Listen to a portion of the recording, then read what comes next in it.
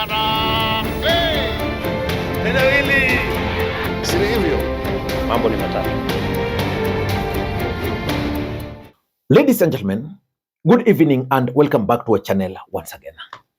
Raila Amolo Odinga, may he rest in peace, today turned 81.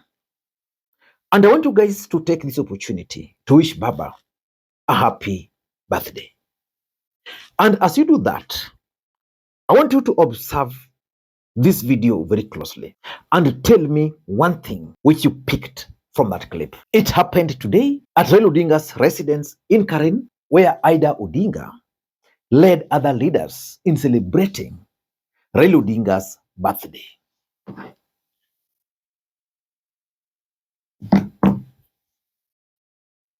If you observe that clip very closely, you realize that Mama Ida Odinga greeted all Nairobi leaders. But when she reached Sifuna, she offered him a hug. And for me, that's significant, political speaking. And Sifuna himself noted that. I want to borrow the words of somebody who has said that walking through this gate today, Mama, has been quite surreal. It is the first time since I have known this home to come here when Nzo is not here. And, you know, today, Mama called me and she told me, Sifuna, you look like somebody who needs a hug. And I am eternally grateful, Mama, that I have come to your home and I've gotten that hug. It is going to renew my spirit and my strength. But that's not the basis of this analysis. In this analysis, I want to reveal to you guys how Mama Ida Odinga intervened and saved Edwin Sifuna from being kicked out of ODM Party. Before we do that, for those who are watching this channel for the first time, please take a second or two, click the subscribe button so that next time we produce a video like this, YouTube will automatically notify you. And to the subscribers, I want to continue thanking you guys for your continued support. Because without that support, this channel cannot be where it is. Ladies and gentlemen, the Daily Nation has some interesting article. Ida Odinga trustees help avert ODM crisis amidst Sifuna fallout. Let me just read for you a few paragraphs, because in this video, I want us to talk about why and how. Because in this video, I want us to talk about Mama Ida's intervention on this particular matter. This is what the Daily Nation is reporting. After weeks of squabbling, the Orange Democratic Movement Board of Trustees has stepped in to save the 20-year-old party from running aground. The move was triggered by the fear of playing into the hands of the party detractors, as well as the risk of disintegration just 3 months after the death of ODM founder and leader Raila Odinga. This buys time for ODM Secretary General and Nairobi Senator, who some officials and members once expelled. Appointed by Odinga, that's the trustees. Appointed by Odinga, that's the trustees. The trustees are tasked with ensuring overall stability and management of ODM, especially during leadership transition and crisis like what we are witnessing today. So it proceeds here that Sifuna faces pressure from some members and officials to resign. They accuse him of working with the party's enemies.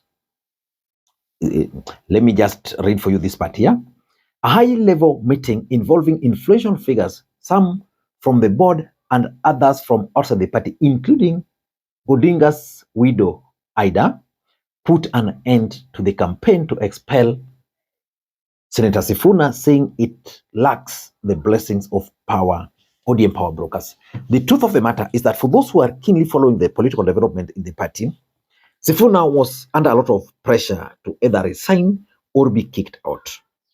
And I know for sure, if the Central Management Committee of the ODM Party were to meet, they were going to kick Sifuna out.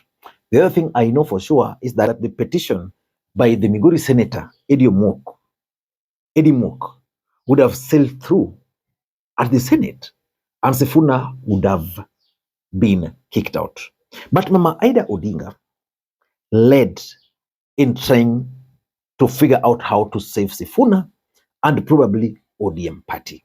And that's why in her speech today, this is what she said. Other than his family and the people of Kenya, Baba also had another love, and that is the love for Orange Democratic Movement. I want to end by appealing to those Baba left in the leadership of the party to reflect deeply and sincerely on his dreams for the party and for our country.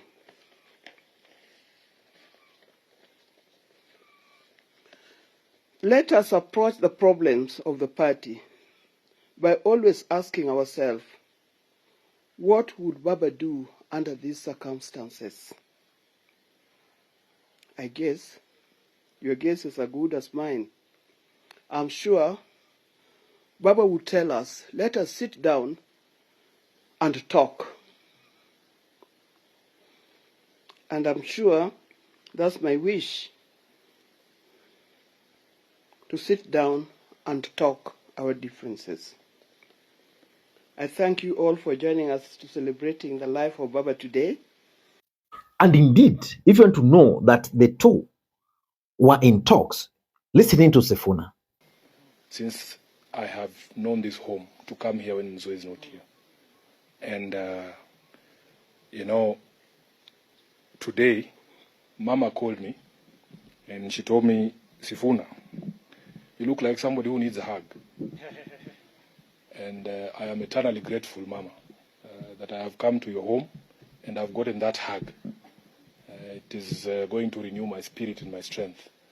Ladies and gentlemen, I have only 3 or 4 talking points. Number one, Mama Ida Odinga was able to broker this deal. Why? Because she commands a lot of respect within the party. Oburu Odinga is the current party leader, and as one of the ODM members, I'd really love ODM or Oburu Odinga to be respected. But Oburu is not really...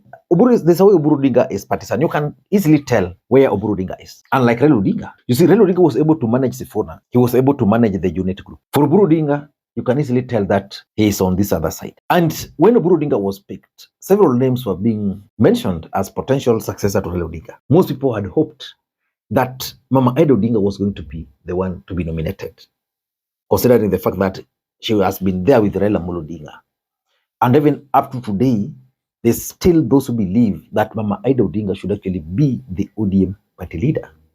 And because Mama Ida Odinga commands a lot of respect within the party, it was easy for her to reach out to Sifuna and probably reach out to Eddie Mwok and the rest. Because all these people here, they respect Mama Ida Odinga.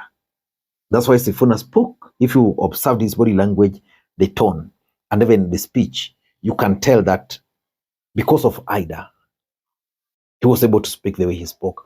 I'm not so sure how Sifuna will react by the weekend. But number one, Ida commands respect. Number two, and this is what I've just been saying, Oburu Odinga commands respect within the party because of his age and the rest. In fact, the move by ODM to appoint Oburu Odinga at that time helped a lot. Let's assume Oburu Odinga had not been appointed, and the kind of war we are witnessing in ODM today. Would it have been possible to even agree on a party leader? But Oburu Odinga is partisan. So the other camp don't trust him. Just like Sifuna was saying that when Raila was alive, he would fight with they will have exchanges with Aladwa, and then in the evening, Raila would call them. I don't know if Oburu Odinga is doing this.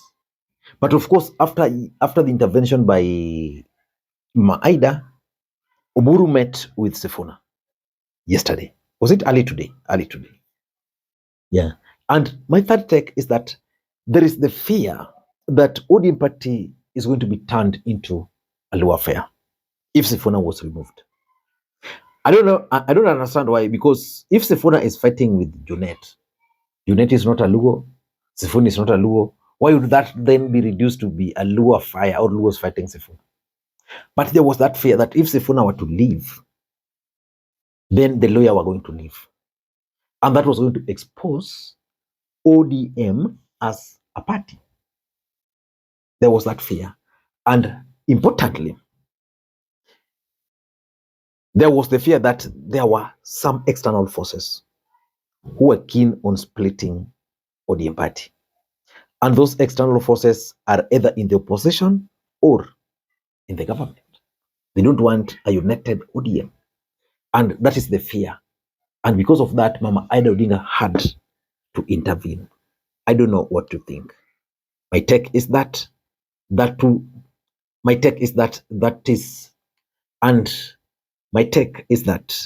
Ida Odinga has done well.